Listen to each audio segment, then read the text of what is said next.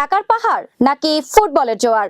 2026 বিশ্বকাপ নিয়ে এখন বিশ্বজুড়ে চলছে এমনই এক তোলপাড়। যুক্তরাষ্ট্র, কানাডা আর মেক্সিকোর মাঠে বসতে যাওয়া এই আয়োজন শুধু ফুটবলারদের নয়, কাঁপাচ্ছে বিশ্ব অর্থনীতিকেও। ফিফা ও ডব্লিউটির মতে এই টুর্নামেন্ট থেকে 3 দেশের সম্মিলিত অর্থনৈতিক উৎপাদন হতে পারে প্রায় $8,010 কোটি।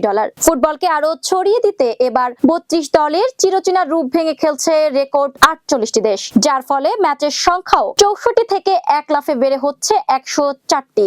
আচ্ছা, ফুটবল রোমান্টিকদের মনে কি আসলে এই বাণিজ্যিক হিসাব নিকাশ কোনো দাগ কাটতে পারবে? অর্থনীতির এই মহাযজ্ঞে বৈশ্বিক জিডিপির সরাসরি অবদান থাকবে $4,090 কোটি।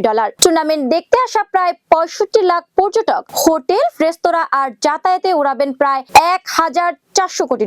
শুধু তাই নয়, বিশ্বজুড়ে তৈরি হয়েছে 8,24,000 পূর্ণকালীন কর্মসংস্থান। তবে মুদ্রার উল্টোপিঠও আছে। অনেক অর্থনীতিবিদ মনে করছেন আকাশচুম্বী খরচ আর টিকিট অবিকৃত থাকার সংখ্যায় লাভের আসল অঙ্কটা হয়তো প্রচারের চেয়ে অনেকটা কম হবে। এদিকে ফিফা দলগুলোর জন্য প্রাইজ মানি 50% বাড়িয়ে মোট $65,50,00,000 করছে। এবার চ্যাম্পিয়ন দল ঘরে তুলবে রেকর্ড $5 কোটি।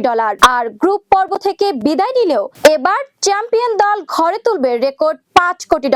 আর গ্রুপ পর্ব থেকে বিদায় নিলেও নিশ্চিত $90 লাখ। ক্লাবগুলোর ক্ষতিপূরণ বাজেটেও 70% বাড়িয়ে $35,50,00,000 করা হয়েছে। 2023 থেকে 2026 চক্রে ফিফার আয় হবে $1,100 কোটি, যার বড় অংশই আসছে অবিশ্বাস্য মূল্যের মিডিয়া রাইটস ও স্পন্সরশিপ থেকে। তবে খেলা দেখতে দর্শকের পকেট কাটার প্রস্তুতিও সম্পূর্ণ।